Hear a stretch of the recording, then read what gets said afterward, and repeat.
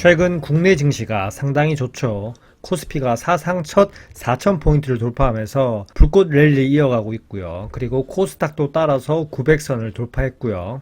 코스피 거래대금이 2년 3개월 만에 20조를 돌파하면서 지수만으로는 엄청난 상승세를 보여주고 있습니다. 하지만 일부 대형주로 시장 지수만 끌어올리고 있고 중소형주는 오히려 고꾸라지고 있는 게 현실인데, 일반 표면적인 것만 보면 지수가 워낙 상승했기 때문에 증시도 좋고 한국 경제도 호황이다, 이렇게 많은 사람들이 생각합니다.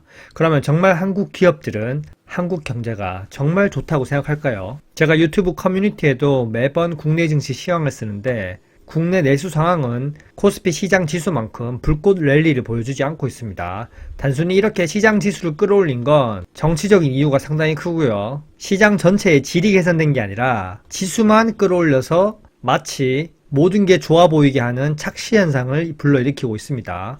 물론 시장 지수가 이렇게 올라온 건 저도 정말 좋습니다. 하지만 이런 불꽃 운기가 전체 시장에 고르게 퍼졌으면 하는 게 제 마음입니다. 렛츠고!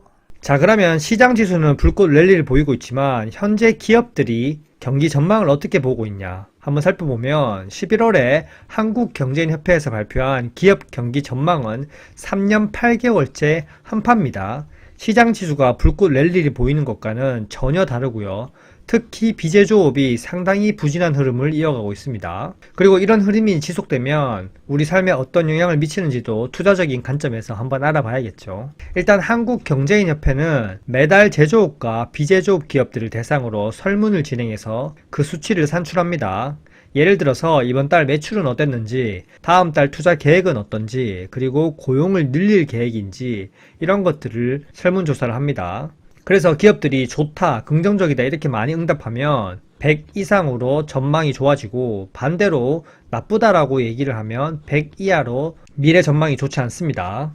이번에 한국경제인협회에서 매출액 기준 600대 기업을 대상으로 조사한 결과이고, 기업 심리를 보여주는 대표 지표인 종합 경기 전망을 보시면 94.8로 증시가 불꽃 랠리 신고가를 보이는 것과 다르게 반대로 고꾸라지고 있습니다. 기준선 100도 하회하고 있고, 경기에 대해서 기업들이 내다보는 시선은 여전히 부정적이라는 의미입니다. 그리고 3년 8개월 연속 부진하다는 것은 단기 충격이 아니라 구조적인 문제가 계속 지속되고 있다는 거고요.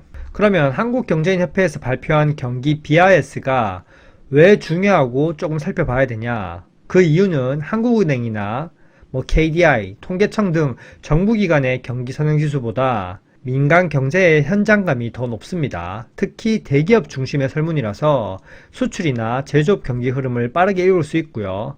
정부 정책이나 금리, 환율, 수출입 동향에 대한 기업인들의 체감을 그대로 반영하고요. 여러모로 선행지표로 활용할 수 있다는 겁니다. 조금 더 자세히 살펴보면 제조업과 비제조업 부문을 나눠서 보면, 제조업은 96.8로 기준선 100 아래긴 하지만 그래도 약간은 버텨주는 모습인데, 비제조업은 오히려 추락하면서 92.8로 제조업과 비제조업 모두 4개월 연속 100 아래로 기준선을 밑돌고 있습니다. 이렇게 수치상에서 보여주듯이 증시가 사상 최고가를 찍는다, 이렇게 표면적으로 얘기하는 것보다 실상은 기업들의 미래 기대감이 상당히 움츠러든 모습이고요. 이렇게 되면 기업이 투자, 고용, 설비 확대 등 미래 활동을 축소할 가능성이 크고요. 결국 이건 경기 회복을 지연시키는 요인으로 작용될 수 있습니다. 지금 시장에 돈을 풀고 코스피 시장 지수를 이렇게 끌어올리면서 불꽃 랠리를 보여주고 있긴 하지만 실제 체감 경기는 회복이 정말 만만치 않고요. 그러면 제조업과 비제조업이 왜 부진한지 한번 알아가 보겠습니다.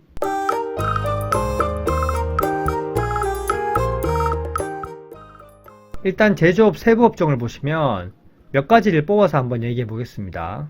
일반 정밀기계 및 장비는 강한 회복세를 보이고 있고요. 반면에 의약품이나 나머지 다수의 업종들은 경기 악화를 예상하면서 각 업종 간의 체감 경기 격차가 상당히 큽니다. 이렇게 일반 정밀기계 및 장비가 높은 이유는 AI 산업 확산에 따라서 반도체 수요 증가와 관련 업종의 설비 투자 회복 기대감이 강하게 반영됐고요. 그리고 수출이 주 품목이기 때문에 고환율 영향도 받은 거죠. 그리고 식음료와 담배는 필수 소비재이기 때문에 보합세를 유지한 것으로 보여지고요. 자동차와 기타 운송 장비는 글로벌 수요는 아직까지 견조하지만 관세 협상이라든가 부품 공급망 불안이나 고금리로 인한 내수 판매 위축이 복합적으로 작용하면서 보합세를 머물렀습니다. 가장 안 좋은 업종은 의약품인데요. 의약품은 일반적으로 내수 산업 비중이 높고요. 가격 책정에 정부 규제 영향을 상당히 크게 받습니다. 어쨌든 한국 경제가 전반적으로 소비 심리가 위축되어 있기 때문에 내수 부진의 영향을 크게 받은 걸로 볼 수 있고요. 그리고 목재 가구 및 종이와 비금속 소재 및 제품도 이렇게 안 좋은 이유는 건설 경기 침체의 영향을 받는 업종입니다. 장기간 지속된 건설 및 부동산 시장의 부진으로 인해서 관련 소재나 제품 수요가 급감하면서 이렇게 낮게 나타났고요. 근데 이렇게 실제 경기는 좋지 않은데 언론만 보면 강남 부동산 불패, 부동산 신고가를 얘기하면서 부동산 경기가 상당히 호황인 것처럼 얘기하고 있지만 실제는 아니라는 겁니다. 일부 지역만 계속적으로 가격이 올라가고 있는 빈부격차가 상당히 커지고 있습니다. 그러면 비제조업을 한번 보시면 일단 비제조업은 내수 소비 심리와 상당히 밀접하게 관련이 있고요. 최근 언론에서는 소비 심리가 좋다고 얘기하고 있지만 그것은 단기적으로 소비 쿠폰을 뿌렸기 때문이고 전체적으로 소비 심리가 위축되고 있는 흐름은 바뀌지 않았습니다. 그리고 제조업은 고환율의 영향을 받지만 비제조업 부문은 고환율의 영향을 상대적으로 더 심하게 안 좋은 방향으로 받고 있습니다. 실제로 한국경제인협회는 환율이 이렇게 계속 급등하는 이런 흐름에서 수입 물가가 상승하면서 결국 그건 내수 소비 심리 위축으로 작용했고요. 비제조 BSI 악화에 큰 영향을 미쳤다고 얘기하고 있습니다.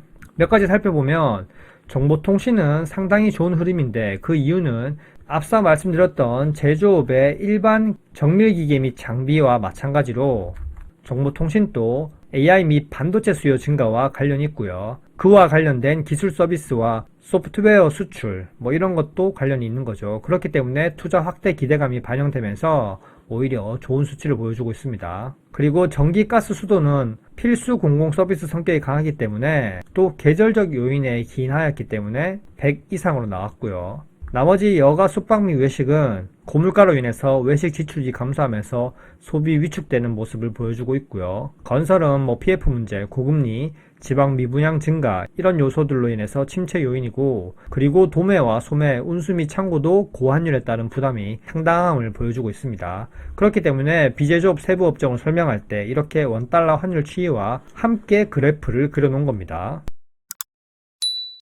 원달러 환율과 달러 인덱스를 함께 보면 정말 다른 방향을 보여주고 있죠. 원래는 달러 인덱스와 함께 동조되는 모습을 보이고 있는데 지금은 오히려 달러 인덱스와 반대되는 모습을 보여주고 있습니다. 그만큼 워낙 가치가 정말 안 좋고 내부적인 문제가 상당히 심각하다는 거죠. 같은 환율이라도 이렇게 앞서 봤던 산업에 따라서 득이 될 수도 있고 독이 될 수도 있습니다.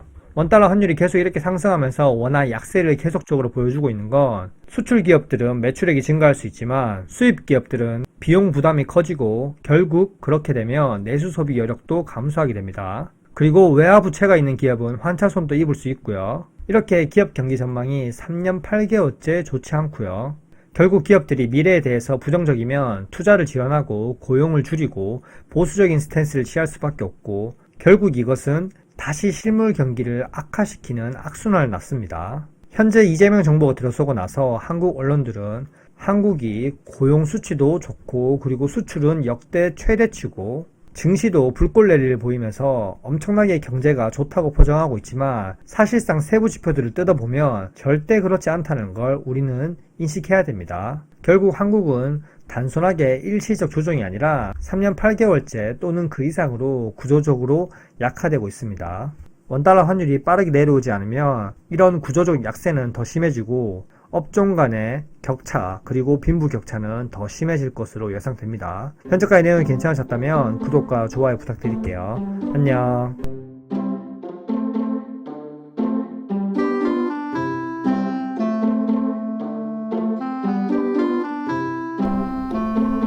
와이